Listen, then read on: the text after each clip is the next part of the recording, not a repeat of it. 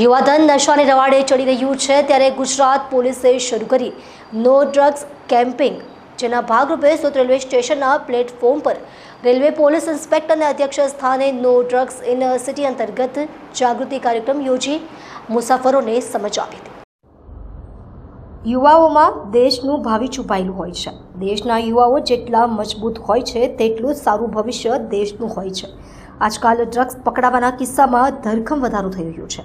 ગુજરાતમાં છેલ્લા થોડા સમયમાં ડ્રગ્સ મોટી માત્રામાં પકડાયા છે, ત્યારે ડ્રગ્સમાંથી યુવાઓ મુક્ત બને અને તે માટે ગુજરાત પોલીસ દ્વારા કેમ્પેઇનની શરૂઆત કરવામાં આવી છે।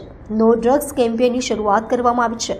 દેશને સમૃદ્ધ કરવો હોય તો યુવાઓને સમૃદ્ધ કરવા પડે, તેમના ભાવિને મજબૂત કરવું પડે।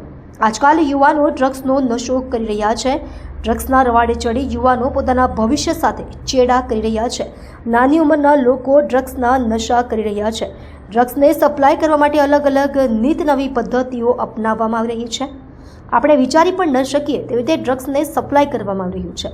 ત્યારે ગુજરાત પોલીસે શરૂ કરી નો ડ્રગ્સ કેમ્પેઇન, જેના ભાગરૂપે સુરત રેલવે સ્ટેશનના પ્લેટફોર્મ પર રેલવે પોલીસ ઇન્સ્પેક્ટરના અધ્યક્ષ સ્થાને નો ડ્રગ્સ ઇન સિટી અંતર્ગત જાગૃતિ કાર્યક્રમ યોજી મુસાફરોને સમજ આપી હતી।